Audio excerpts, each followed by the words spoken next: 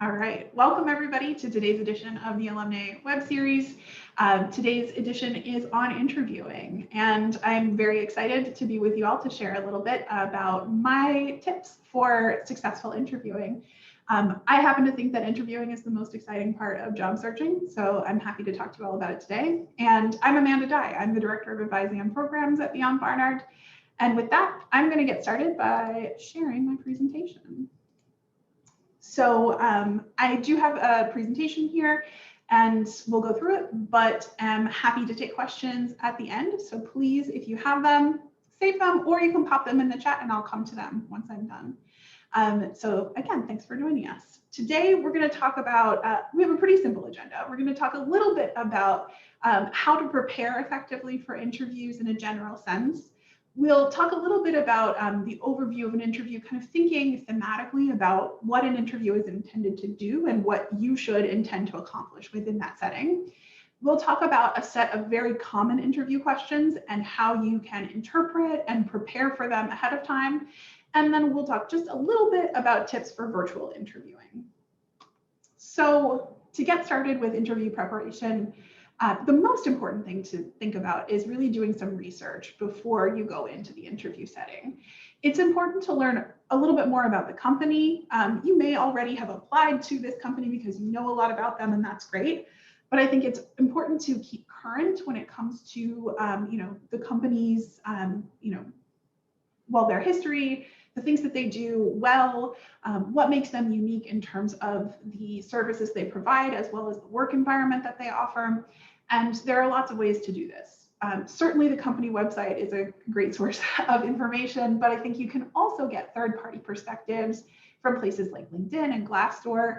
I also really do advocate for doing a little bit of Googling and seeing if the company is coming up in reporting around the industry or in any context really, to understand kind of how this company is positioned within the industry overall.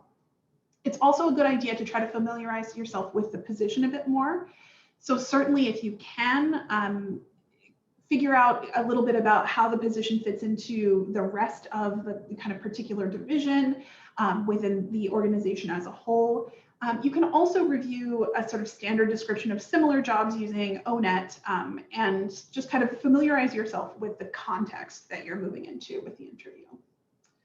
It's also a good idea to get a little bit of info about what's going to happen on that interview day. So if it's a single interview or if it's multiple interviews within the day, try to get a sense of the format. You can certainly ask your contact at the organization for details. And you can try to, look up the folks who are potentially going to be interviewing you. So get a sense of who they are from either the company's website or their profiles on LinkedIn to familiarize yourself a little bit with their background as well as the role that they play, maybe how they might intersect with the person who's in the job that they're interviewing for. And in terms of thinking about specific questions that you might be asked at any particular interview, Glassdoor is a great resource to see kind of others' experiences of interviewing at that same institution.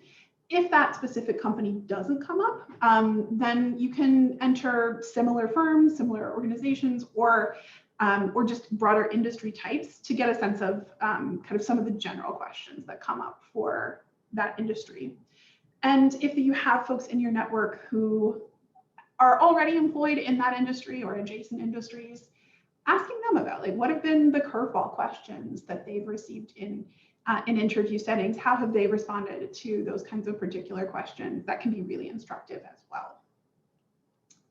So with that said, I want to move a little bit into, I guess, kind of the heart of the presentation, thinking a little bit about the purpose of interviewing and how considering that purpose can help you to best prepare for the interview. So we use a sort of a mnemonic 2-3-5 to think about important stages of preparation for the interview. So 2 are fundamental questions that any potential employer is going to want to answer during an interview. And we'll spend a lot of the rest of this section of the presentation thinking specifically about those kinds of questions and how you might consider them. 3, key things that you want the interviewer to know about you by the end of your conversation. This is really important, and this is a big piece of your own preparation for the interview. And then 5 are the common questions that we want to help you prepare for.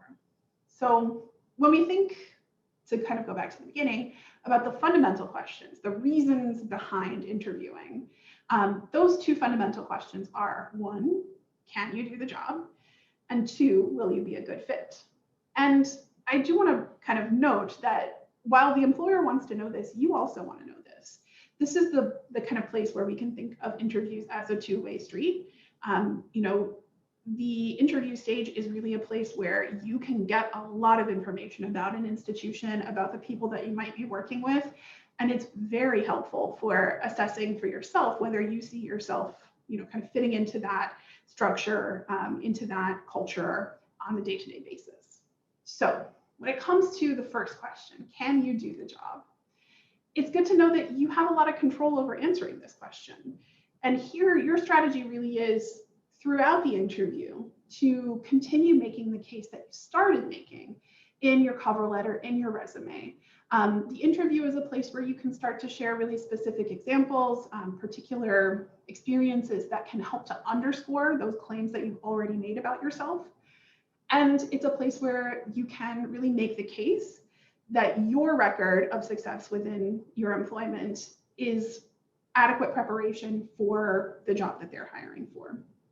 I think that it's good to consider this from a kind of narrative frame. Humans respond to stories, humans respond to narrative, and being able to provide concrete examples of skills, attributes, experiences that are going to stick with your interviewers is one way to be memorable as a candidate, and to hopefully help the interviewer feel like they know you a little bit better, which is definitely very important at this stage.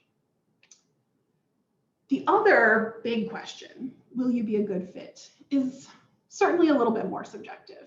So you definitely don't have total control over the outcome to this question, because that's an assessment that's going to be made by your interviewer or interviewers. But you can set yourself up to be as successful as possible if you really think about going into the interview by presenting your best self. Being enthusiastic and knowledgeable about the company, about the position, being articulate, being confident and comfortable. If you're comfortable in that interview setting, you can make other people feel comfortable around you. And again, that's a really big piece of an employer thinking, yes, I could work with this person on a day-to-day basis. This person is not abrasive or not, an outlier in our work environment. And it's good to remember, of course, that self-presentation includes body language.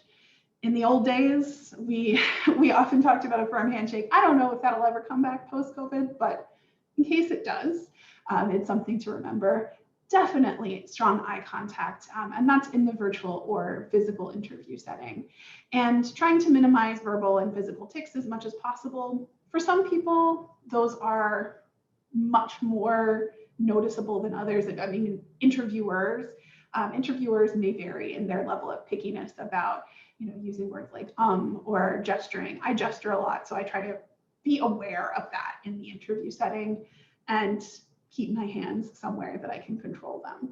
But definitely being aware of those things, the ways that you communicate in casual context, and which of those you can bring into the interview setting and which you may want to kind of hold back. So when it comes to the 3 things about you that you want your interviewers to know before you walk out the door, it's a good idea before you go into any interview to think about the key qualities that you embody as they relate to this particular job. So you can start with a big list, especially if you're someone who has been in the workforce for a long time and maybe you've had a lot of experience in different industries. You may be able to come up with a really overwhelming list of things that kind of qualify you for a particular job.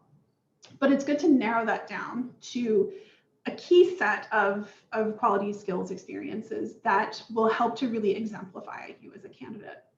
And once you've narrowed down those key qualities to a more manageable list, then it's good to bring in that piece of narrative. So thinking about stories from your work experience, from academic experiences that are relevant, maybe even from volunteer experiences that can demonstrate those qualities, maybe contextualize those qualities a little bit. These are places, stories where you could potentially, quantify your involvement with a particular, experience. Help the interviewer to really understand the depth of your understanding of a particular field. All of those kinds of things are possible within this piece. And so it's a good idea to give yourself like a little cheat sheet. Obviously, you won't use this during the interview itself, but I think it's helpful, and especially those of us who are good at remembering things after we've written them down, which is definitely true of me. It's good to just have a quick list. Write down your keywords and phrases and some brief bullet points of the stories and examples that you want to remember to hit during the interview. You can bring that with you to the interview as a reminder for yourself and take a quick glance at it before you go into the room so that you are at your freshest point with those key points and strategies. Okay, so now that we've thought a little bit about kind of overarching basics and preparing for the interview in a general sense, I want to talk through some very common interview questions and ways that you can strategize about how to respond to them. So you're likely to see at least a couple of these questions in any interview. We'll talk about 5 here. You may not get all 5 in any given interview, but I think that they come up often enough that you're likely to get all 5 at some point in your career and work. So those questions, the either looked forward to or dreaded tell us about yourself. Why do you want to work for our organization, which will come up in most interviews?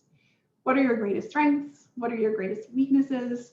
And tell us about a time when. So what we'll do in this section is kind of go through each of these questions individually, think about ways that you can reinterpret or sort of read between the lines of what's being asked here, and how you might strategize about responses. So tell us about yourself. Tell us about yourself is a question I think that a lot of people can find intimidating because it is so open-ended.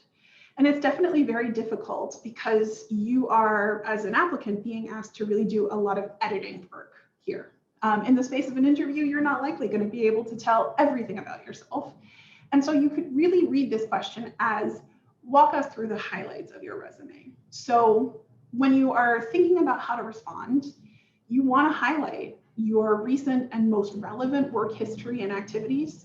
And definitely think of those 2 or 3 key qualities that you've already brainstormed and how you might bring those to the fore at the very beginning of the interview. I don't think that it's good to think of this as a question that's asking you to go through your entire resume, your entire life story, because you want to not do a lot of monologuing in the interview context. So keeping your response to a manageable length that is easy for the interviewer to follow and that is very relevant, for the interviewer. They can kind of understand why you're sharing each piece of it. That's very important. I often tell advisees that it's good to let yourself be free of chronological order.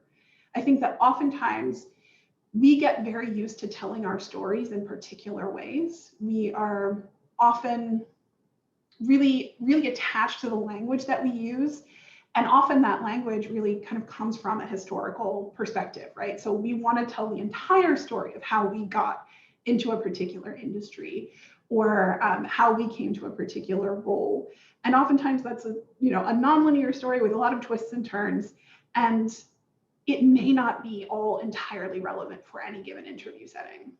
So kind of letting go of the language that you usually use to tell that story when you're just chatting with a friend or don't have a time limitation, letting go of that and thinking more about like, what are the highlights? What are the key points here that are relevant for this person to know? And eventually, if you get the job, if you work in that role, the person is going to get to know you. You'll likely share more parts of that story, of course, over time. But thinking about what's most important for the interview setting, I think, is key here. The next question that I think is pretty much universal is the, why do you want to work for us question? What is your interest in this particular role? And I think that that's a question that is really trying to elicit what you know about the job and about the organization. So here's where your research really, really comes into play. You can demonstrate your understanding of the overall organization, the specific division that you're interviewing within, even the team, the role that you are interviewing for. It's good to think about all of those things and to really try to draw connections between your previous experiences and the things that are going to be asked of you in that specific role. So you can think about the overall mission of the organization. You know, if you're really drawn to a particular role because the values match is really important for you, and maybe you're making a shift from one industry to another because of the idea of a value alignment between you and this role, I think that's really, really key to highlight in a question like this. You can also think about the structural place of an organization within the industry. So, you know, it might be that you're telling a company that, you know, their level of innovation, their place as a leader within that industry is really important to you. You're somebody who wants to do work that's going to kind of be at the cutting edge. And you can also think about, you know, sort of the intangibles, you know, what the work environment is like, what you know from people who are in the industry or people who have even worked for the company before, about what it's like to work there and how that workplace might support you as an individual and not just as a worker. So it's a good idea to kind of wrap up these answers on a really positive note. Think about, again, how specifically your skills and experiences fit into what they need and who they are. The greatest strengths question, again, this doesn't always come up, but it may. And I think that you can interpret this question really as asking you, what makes you a good match for this job? So you might be really, really excellent at something that's not particularly relevant for the job. And so I wouldn't use that as an example. You might have to think a little bit more about those key qualities that you've already brainstormed and think about the anecdotes and examples that you can bring to bear when it comes to matching up with that particular role. So here's another place where it's a good idea to go back to that job description in your mind and think about what are the things that the company has already highlighted are important for this role, and where are the places where I have a record of excellence and where do they kind of intersect.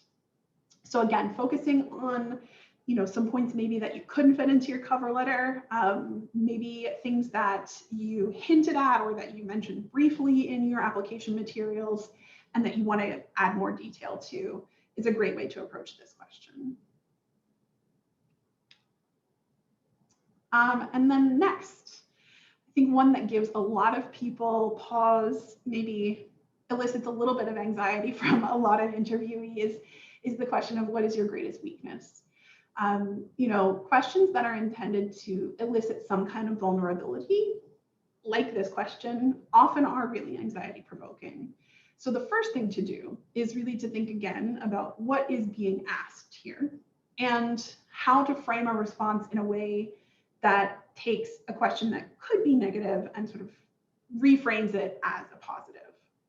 So I think that it's a good idea to consider the question of one's greatest weakness as a question about how well you respond to feedback.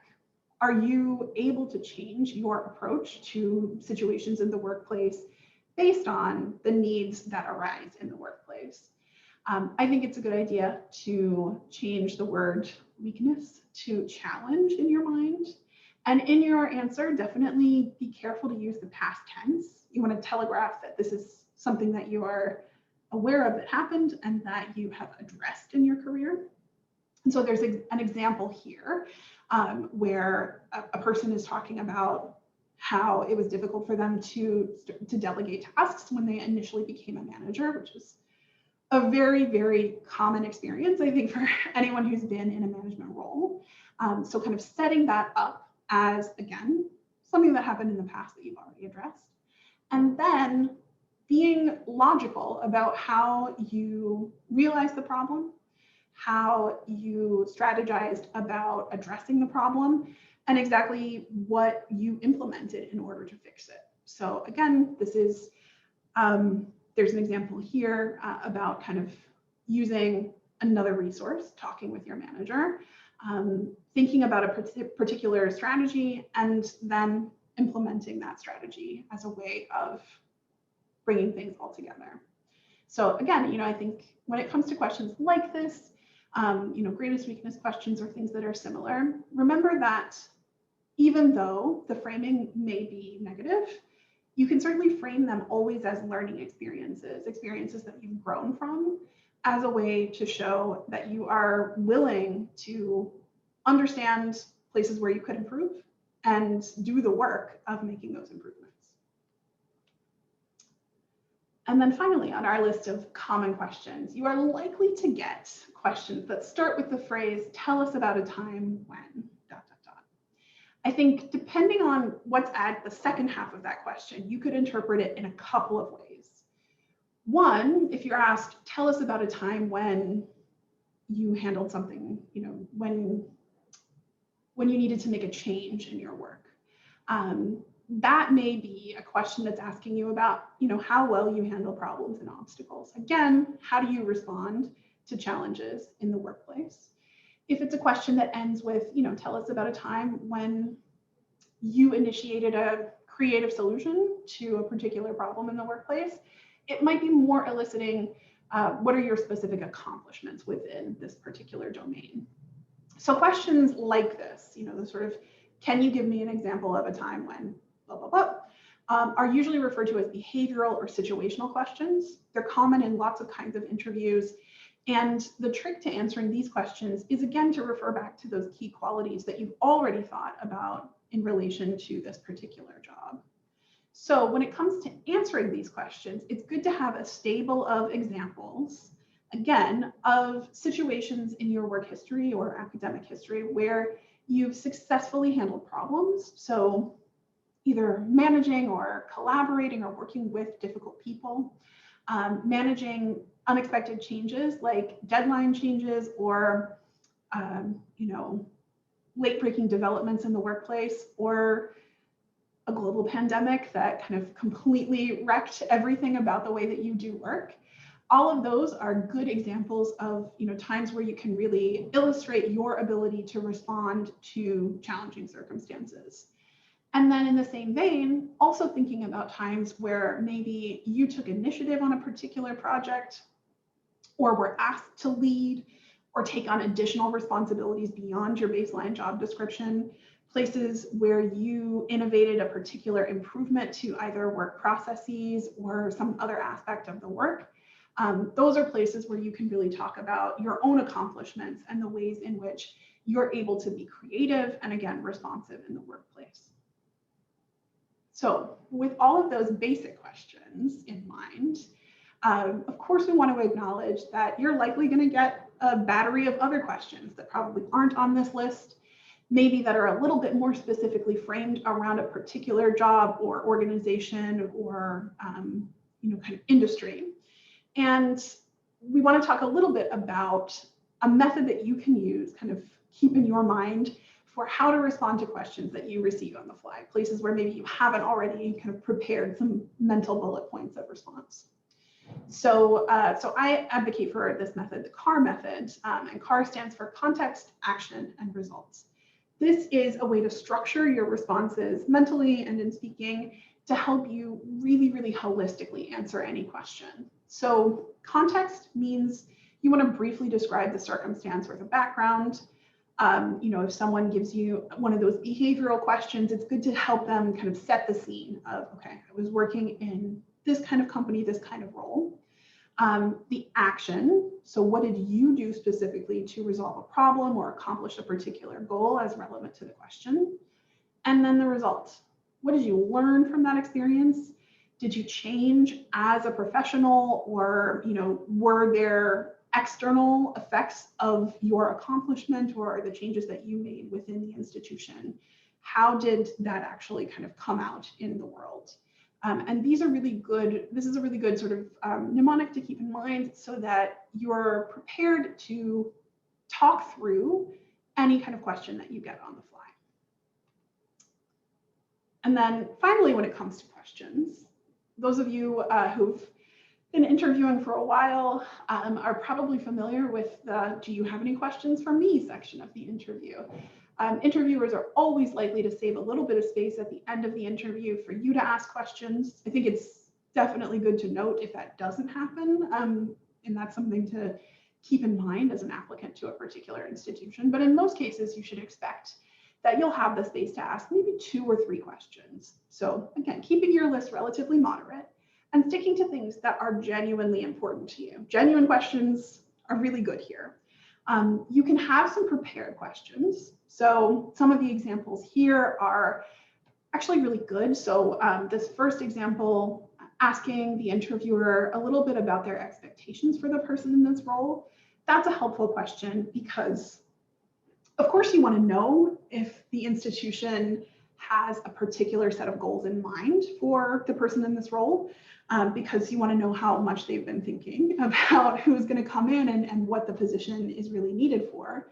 But it's also a good idea to help you kind of frame in your mind whether or not that makes sense as a career move for you.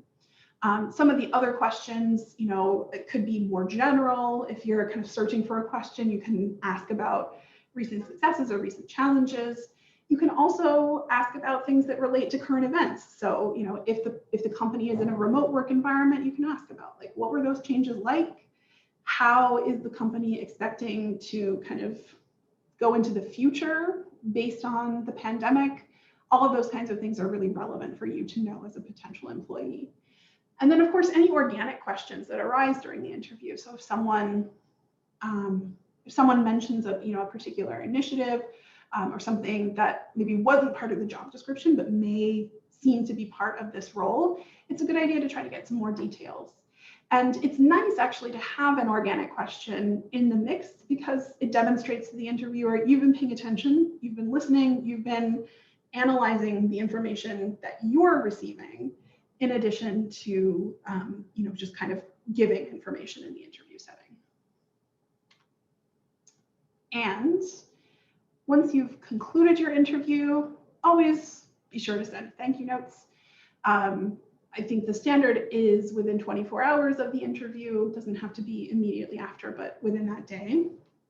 And it's a good idea to send notes to everybody who interviewed you. Better to send more and to seem overly polite than to inadvertently offend someone. So it's a good idea if you are physically interviewing, try to get business cards for the folks who interview you, or at the very least, try to write down names of people who are in the room. You can also kind of call the administrative office later for correct names and titles and spellings, or if the organization has a public directory, very easy to find people that way. Don't worry about sending emails as like a gauche thing. Email is completely expected for thank you notes these days. It's rare for people to send things by mail just because it's much slower. And so it's better to have that context sooner and let the interviewer know that you are appreciative of the interview as quickly as you can, rather than to send it in a more formal way, like a physical note. Other things to consider, of course, things like attire always come up, and it's a good idea to choose what you wear in advance. Test wear it, make sure that it's something that you're comfortable in, that you're not going to be fidgeting in all the time, because interviews are stressful scenarios and they are places where you want to be as comfortable as you can be. The rule of thumb, I would say, is to try to dress a step above the everyday norm for the particular kind of industry, company, organization. So if you are interviewing with a very casual company, it might be business casual. If you're interviewing with a company that's a little bit more formal, it might be very formal, sort of suit kind of situation.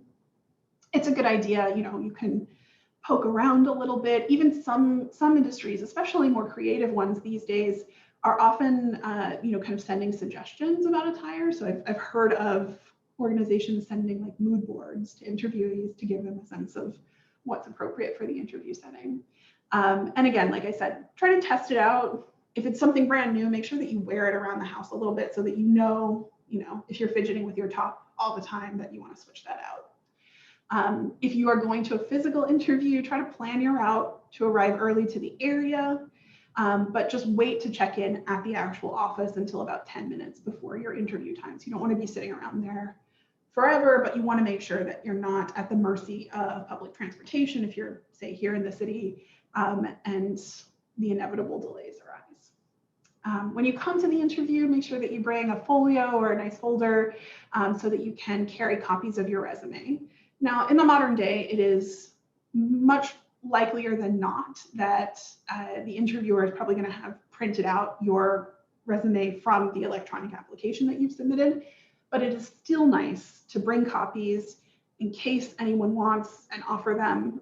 Better to be over-prepared than under in this sense. And then for you, definitely you want to bring your little scrap of paper with the key qualities and some of those brief bullet points that you want to make sure to hit during the interview. And if you've already prepared questions, make sure to bring your list. It's totally okay at the point where you are asking questions to look at that piece of paper and to ask questions that you've already written down. And finally, if the folks at the interview are kind enough to offer you tea or water or something like that, accept it so that you can, take a sip as you try to gather your thoughts. If a particular question gives you difficulty or if you feel nervous, I am a big advocate for having a prop. And so a glass of water is a great prop that allows you to take pauses where you need to and kind of have that still feel natural in the interview environment. Okay. Lastly, I want to just give a couple of tips about virtual interviews, and then we'll open up the second half of the event for questions. So if you're interviewing with a company that's using a virtual platform, make sure you test your technology prior. So test your connection, try to make sure that your devices are all working properly, all that sort of stuff the morning of the interview, and then I would say again like 30 minutes before, just to make sure nothing's changed. If you're using, especially if you're using an unfamiliar platform, try to sign into the meeting a few minutes before the actual interview time, just so that you can address any connection issues. If you signed in really early and make sure everything's okay, you can also sign out and just come back in again if you need to. Make sure that you're lit well. Ideally, the light should come from in front of you so that the interviewer can see you as clearly as possible. And try to keep your camera at eye level if at all possible. Same dress code applies to virtual interviews. They, of course, may not see all of you, but definitely make sure that the top of you looks as you would like to present in the professional in-person setting. Best if you can have a neutral background, not a ton of knickknacks, distractions, things like that. And avoiding other distractions and interruptions is, of course, important. I think that over the past year and a half or so, as many of us have lived our lives and worked from home, a lot of people are very understanding of, if a pet pipes up all of a sudden, or a child wanders into the room. Those are things that, I think people know we can't always completely prevent. But I think as interviewees, it's good to do your best to make those interruptions as limited as possible. If you are working from a personal device where, say, you get like text notifications on your computer, make sure to silence those so that you're not hearing chimes and things like that in the background. And similarly, I would say keep your phone nearby, but on silent, just in case. So if there's a late-breaking technical issue, make sure that you have your phone and the number where you can contact interviewers just to let them know if there's an issue. And then, with all that said, make sure to keep an eye out for the next events that we have coming up in the series. So hopefully the next step after interviewing is actually negotiating a job offer. And so our next edition of the Alumnae web series is all about negotiating, what to do once you get an offer and how to leverage that offer into the best possible one for you. And then we'll also have a session on managing ongoing professional development. Once you're in that position, how do you continue to build your career? You can also make advising appointments now or later. We are around 12 months of the year, so you're always welcome to check in. We use a platform called Handshake for advising appointments, and you can find that platform at barnard.joinhandshake.com. If you're new, you'll need to create a new student account or a new account. And you can also email us at beyondbarnard@barnard.edu if you have any trouble navigating that system.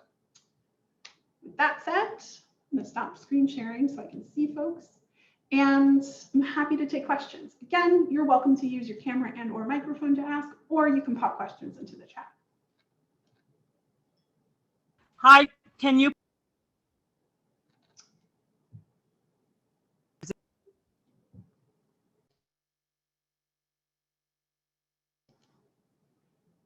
I think you might be muted.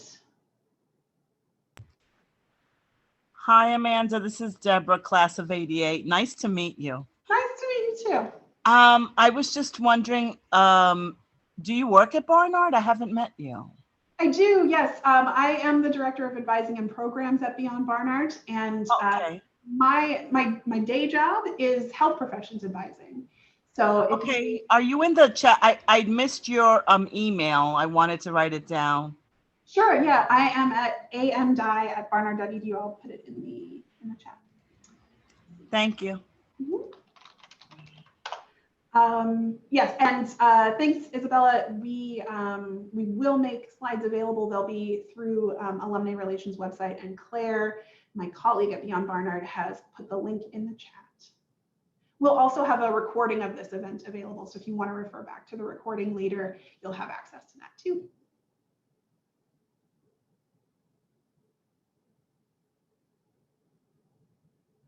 So Amanda, since no one seems to need you right away,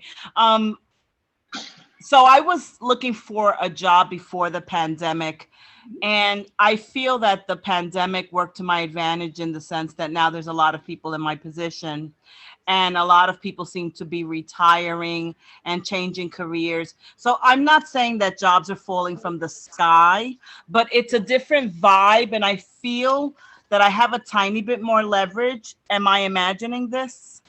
I don't think so. I think that the trends that we've been noticing, I mean, certainly, last spring at the very beginning of the pandemic, things were tough out there, right? There was a lot of uncertainty, and the job market was really rough. But I think as we've gotten more used to this world, as companies have adapted their practices, and especially with the advent of vaccines, thank God, we are in a better place, to a certain degree, of course. And so I think that what we've been noticing is that there's definitely more flexibility. We've noticed this with our, very new graduates who are doing well in the job market, but the same with alums, that things seem to be moving at a much more normal pace than they were, a year and change ago. Okay, and just really quickly, I talked to a lot of my friends who are working. Most of them have been in long-term careers. What if you were to give a light, not quotable, but just a light kind of data in terms of the percentages of people that are going to continue remote and continue in person? Do you think it's half and half? I know it depends on the industry as well. So yeah, I mean, that's the thing. It's so industry specific. So, I work with mostly people who are interested in an industry where there's just not really been a lot of remote work, right? Like healthcare workers have been in their offices this whole time, although there is more telehealth. But I think I was a supervisor at Montefiore, and that was not a good job for me. I was there for 2 years, and you really never catch a break in healthcare. My niece is is in medical school, and she's halfway done, and yeah, that's not for me. And I worked in academia for 25 years, and I loved it because there's a lot of work-life balance. Mm-hmm. Yeah. No, I think that so it's very industry specific, and when it comes to, like, I've seen a lot more flexibility when it comes to arts and careers like that. Media careers definitely have been largely virtual for a long time anyway. I think that depending on the roles in other industries, a lot of companies are really looking for opportunities to just let people work virtually. I mean, there are a lot of reasons for companies to do that, especially in places like New York, where office space itself is a big piece of overhead. So I think that, I don't know that I have a great sense overall, but I think that there's definitely seems to be a much greater openness to remote work And just really fast, you talk about preparation. A lot of the times I've been called for interviews at the last minute, like literally the night before, and I don't have time to do my research. I'm trying to get my hair, my nails, my outfit together, that kind of thing. So I kind of just wing it. I mean, do you find that's common that a lot of people get called for interviews at the at the final moment, almost like the night before? I wouldn't say that it's standard, but it definitely happens, especially, if a company needs a hire to move really quickly. So one way that I kind of suggest dealing with that is, doing a little bit of research up front when you actually submit an application. So Thanks. maybe Okay. you can't do like the full gamut that you would do if you had like a week's notice before an interview, Thank but you. you could still kind of think through, okay, like I'm applying to this company, this job because I like this about this particular organization or role. And that way you've kind of got like at least a backbone, kind of a sketch to go in with, and then kind of move from there. And I think that company is going to expect, maybe if they're calling you the night before, maybe they know like you are not necessarily coming in with the same level of. Yeah, and a lot of the times it's far away and I have to figure out how to get there. But thank you. I don't want to hog up everything. Thanks. Take care. Yeah. So Wendy, you said you had a question. Yeah, I have a question. I'm class of '88 also, and thank you so much for this series. I actually was applied for a job yesterday and got an email, and I have the skill set and I have a lot of the background, so I'm not surprised. But I got an email saying that I have an interview, a digital interview. So I just assumed it was a Zoom link, but it's not. It's like this. I'm just wondering if you have any experience or you've heard of this. It's a digital interview where I haven't done it yet because I was like, shit, I'm too old for this. Can't we just do a phone screen? I mean, it's like a digital screen.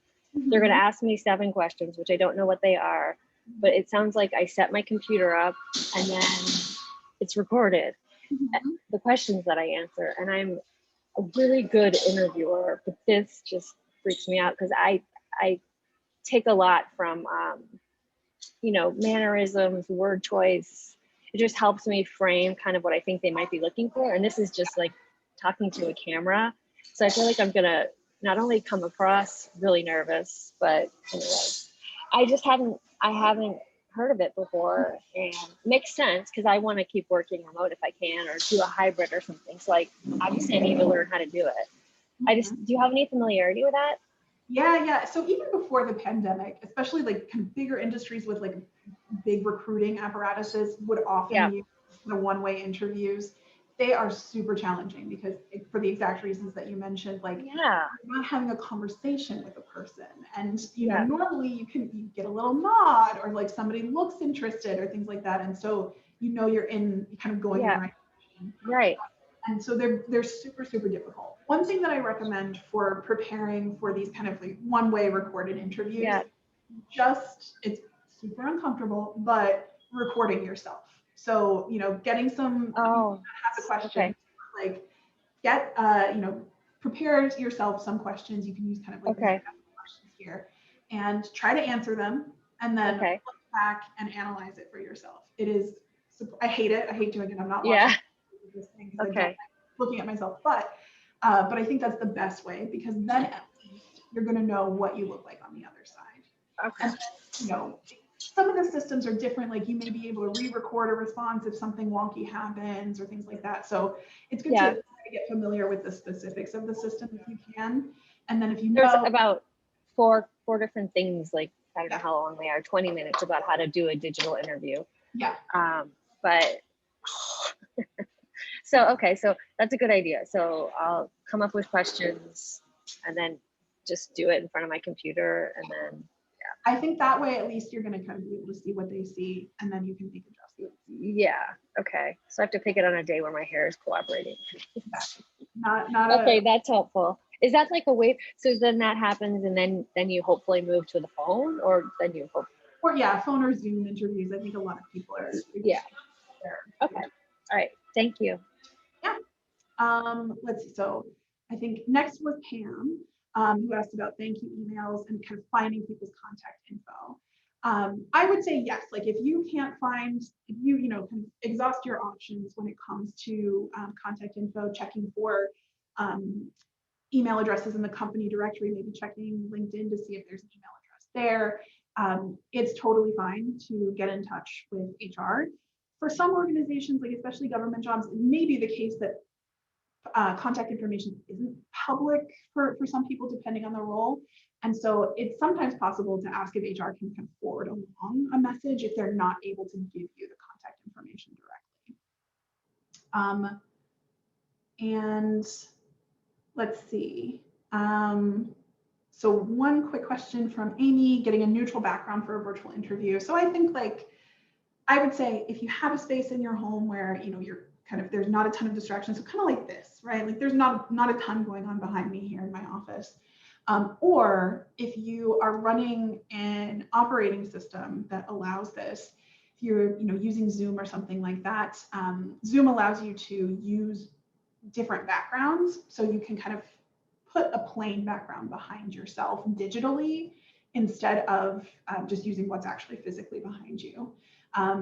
Claire, if you're there and you can poke around and see if there is a good kind of help link from Zoom about how to use digital backgrounds, that would be helpful. And Laura. Hi, I just wanted to add something to the answer that you gave Wendy about what I consider robotic interviews. What I was actually asked to participate in one, and I looked at the tool itself and I looked at their privacy policy.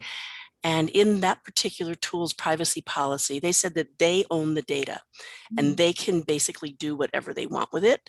And my class year precedes yours, so I'm probably of the generation that's a little more concerned about privacy issues than perhaps some of the newer folks on the call, younger folks. But I refused. I wrote them back and said, I would like to do this not virtually. I'm happy to do it over Zoom or Teams or whatever tool you choose, but I will not allow my data to be owned by another company.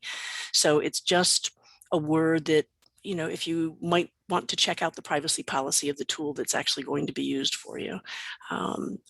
Again, I'm just of that generation, I guess, for what it's worth. That's a very good point. Yeah, I mean, it's especially when you're kind of sent a link to a platform that seems very unfamiliar to you. It is a good idea to kind of check out who it is. If it's a third-party thing and not a homegrown system, especially just kind of getting a sense of that. And I think it's definitely fair to let a company know if the software, doesn't work for you for reasons like this, for sure. It actually surprised me that they were going to claim that, and it became part of their particular data set. Yeah. I'm not unfamiliar with technology at all. That is what I do. But the fact that this it's not actually random, it's pretty well-known third-party company that does this type of work for larger organizations actually had that in their privacy policy was stunning to me. So I just said, nope, not going to do it. I'd love to have the job, but so yeah, for what it's worth. Laura, one of our the folks in the presentation asked if they gave you a different interview format. They did not. Had they done that, I would have happily interviewed because it's a well-known in the healthcare space, well-known organization, and I would have been happy to have done that. And that was what my suggestion was to them, and they did not respond. So it's like, okay, your loss, not mine.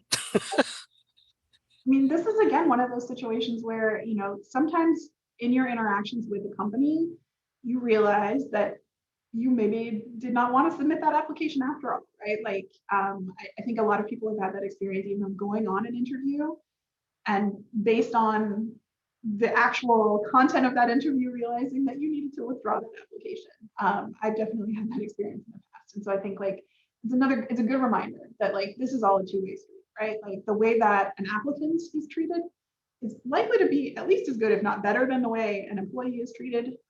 And so you want to know how respectful a company is of very reasonable concerns you might have.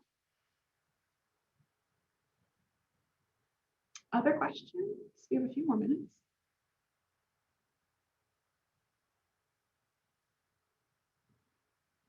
Well, I want to thank you all so much for spending a little bit of your afternoon with me. Good luck when it comes to all of your searching. And again, you can reach us at, I'm going to put the email address here. So Beyond Barnard at barnard.edu is the email address for everybody in our department.